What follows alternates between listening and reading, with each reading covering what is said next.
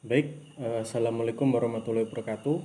Perkenalkan, nama saya Sandioga Pratama dengan NIM 190910302026. Di sini saya ingin menuntaskan tugas mingguan ke-8 dari mata kuliah Gerakan Sosial kelas B. Di sini saya ingin mereview buku yang berjudul Power and Protest by Lisa Leis. Langsung saja ke reviewnya. Power and Protest menyajikan bab-bab yang menganalisis dinamika kekuasaan dalam gerakan sosial, meneliti bagaimana kelompok-kelompok yang terpinggirkan menggunakan identitas, sumber daya, tradisi, budaya, kekerasan dan non-kekerasan mereka untuk menegaskan kekuasaan dan memberikan tekanan. Buku ini menyoroti interaksi kelompok-kelompok ini dengan pemerintah, organisasi internasional, bisnis, dan universitas, termasuk bab-bab yang diambil dari teori multidisiplin dan menggunakan penelitian kuantitatif dan kualitatif untuk memeriksa bagaimana kekuatan membentuk konteks dan pengalaman proses.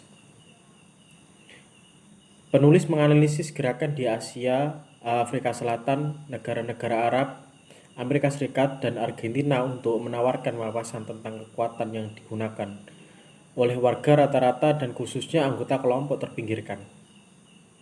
Dengan kontributor yang menyajikan temuan berdasarkan pemberontakan, pemogokan, dan aktivis-aktivis di seluruh dunia, bagian pertama memberikan wawasan teoritis tentang kekuatan kampanye protes terhadap pemerintah atau perusahaan.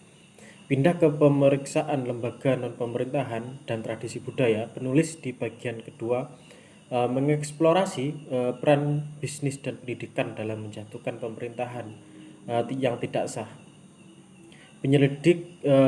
Menyelidiki pemberontakan norma tradisional, kebijakan pemerintah dan industri warisan, dan memeriksa protes mahasiswa terhadap kebijakan universitas.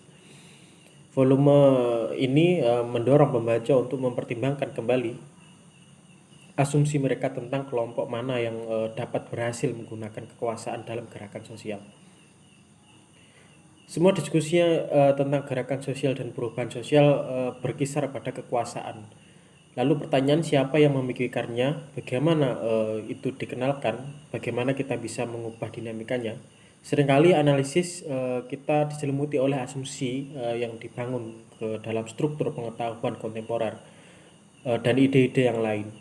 Untuk memajukan ilmu pengetahuan, kita harus menanggapi ketidaksetaraan dengan serius, mempertimbangkan bentuk dan ekspresi kekuasaan baru, dan dengan cermat memeriksa kapan tantangan terhadap kekuasaan gagal atau berkembang seperti yang dilakukan bab-bab dalam buku ini.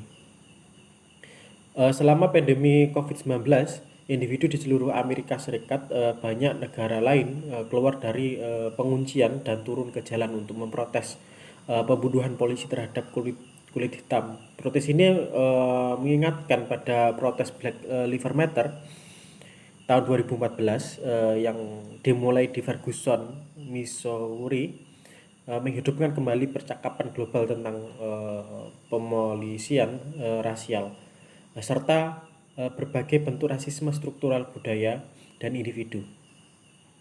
Kemunculan kembali gerakan BLM ini secara global mendorong para sarjana untuk mengkaji ulang negara, rakyat berwujudan, dan kekuatan berbasis identitas. Demikian pula bab-bab dalam volume ini berfokus pada berbagai cara kekuasaan beroperasi dalam konflik, termasuk bagaimana individu memanfaatkan terlepas dari identitas yang diyakini banyak akan orang kekurangan kekuasaan. Luasnya analisis penulis tentang kekuasaan menunjukkan interdisipliner dari penelitian gerakan sosial, konflik dan perubahan seri, menggabungkan banyak teori dan tradisi penelitian. Banyak bab melanjutkan sejarah seri ini dan membangun konsepsi novel dan interdisipliner yang menunjukkan ketidakcukupan teori-teori dominan dan bergerak melampauinya untuk menyarankan cara-cara baru dalam memahami konflik. Lalu masuk ke dalam teori kekuatan gerakan. Bagian pertama dalam volume ini yang berjudul teori kekuatan para pengunjuk rasa berfokus pada bagaimana kita memahami tuntunan para protes dan penggunaan sumber daya yang bersedia bagi mereka. Bab oleh Gallo, Crutch, dan Romberg dan Lepes secara khusus menarik perhatian pada kebutuhan dan untuk mempertimbangkan kembali bagaimana kekuatan diteorikan dalam gerakan. Mengambil contoh dari seluruh dunia, bagaimana ini mengaji budaya membentuk cara para pemrotes membingkai pesan mereka dan memilih strategi mereka berdasarkan sumber kekuatan potensial mereka yang ada di dalam diri mereka sendiri. Makalah ini di bagian ini memberikan wawasan baru tentang bagaimana dan mengapa pemrotes berhasil melawan pemerintah yang awalnya tidak mau memberikan konsensi. Dalam bab pertama volume ini, Monia, Amira Zarch, dan Hyun Jeong memeriksa bagaimana para pemrotes membingkai tuntunan mereka dengan cara yang universal dan sangat pribadi. Pembingkaian ini menawarkan motivasi yang kuat yang menopang pemrotes untuk waktu yang lama, bahkan dalam menghadapi resepsi yang intens, berfokus pada pemberontakan musim semi Arab di Tunisia, Mesir, dan Libya. Penulis memeriksa lebih dari 3.500 foto yang diambil selama proses untuk mengidentifikasi tuntunan individu seperti yang menggambarkan pada tanda dan melalui simbol visual lainnya. Mereka menemukan bahwa pesan-pesan anti pemerintahan yang diungkapkan oleh para pemprotes berfokus pada pemerintahan yang merampas apa yang warganya yakini sebagai hak mereka. Hal ini mengarahkan penulis untuk mengembangkan kerangka induk reklamasi, yakni Chart, Zerg, dan H, membahas 3 bidang spesifik di mana para pemrotes menuntut reklamasi, yaitu yang pertama, hak mereka atas pemimpin yang dapat dipercaya. Lalu yang kedua, kemampuan untuk bangga dengan bangsanya. Dan yang ketiga, ingatan publik tentang para korban penindasan negara. Dengan membingkai tindakan pemerintahan sebagai pengkhianatan terhadap rakyatnya, para pemberontas menegaskan legitimasi perjuangan mereka dan merincikan tuntunan mereka sebagai kembali dan bukan melanggar norma. Tuntutan mereka juga sangat pribadi, terutama yang membangkitkan kenangan akan korban kekerasan negara. Dan investasi pribadi dalam proses ini mendorong warga rata-rata untuk terus memprotes selama berminggu-minggu meskipun represi negara terus berlanjut. Peneliti memperluas pemahaman kita tentang cara-cara di mana pemrotes dapat membingkai tuntunan mereka dan korelasi di antara pembingkaian dan keberhasilan dalam gerakan sosial, menunjukkan perlunya penelitian lebih lanjut tentang kekuatan potensial gerakan untuk membentuk memori kolektif dengan cara yang menggeser keseimbangan kekuasaan pemerintahan.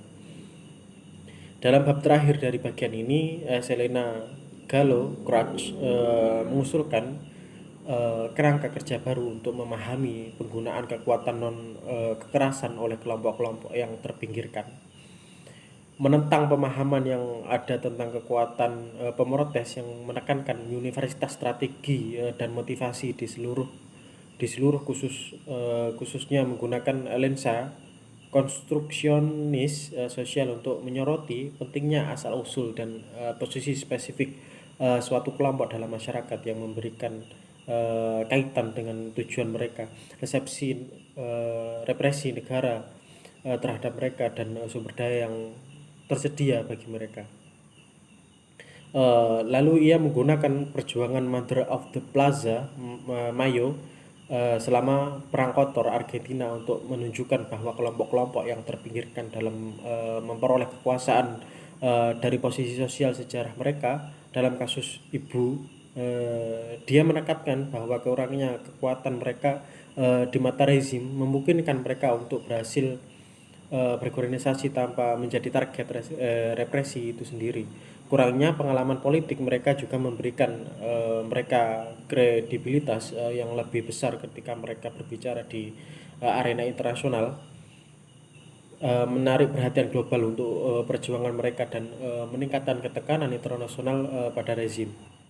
Lalu akhirnya peneliti juga berbicara tentang literatur yang berkembang tentang isu-isu kebebasan beragama di Amerika Serikat. Kelompok-kelompok agama secara aktif bergerak bersama kelompok-kelompok konservatif secara politik di Amerika Serikat untuk mempromosikan pengecualian agama terhadap kebijakan dan undang-undang non-diskriminasi. Namun peneliti tentang isu kebebasan beragama cenderung berfokus pada opini publik, bagian kebijakan pemantauan oleh birokrat dan sengketa hukum daripada isu-isu yang berkaitan dengan mobilisasi gerakan sosial. Berfokus pada contoh kasus mobilisasi kebebasan beragama dan dalam menggambarkan peran yang dimainkan kelompok-kelompok Kristen dalam gerakan itu. Studi ini memberikan wawasan tentang strategi kelompok-kelompok Kristen yang terlibat dalam gerakan kebebasan beragama dan menyoroti tentang tantangan dan risiko yang memungkinkan dihadapi oleh kelompok-kelompok Kristen. Demikian presentasi dari saya. Apabila ada salah kata atau tutur kata yang tidak berkenan, saya mohon maaf. Akhir kata dari saya, wabillahi taufiq wal hidayah. Wassalamualaikum warahmatullahi wabarakatuh.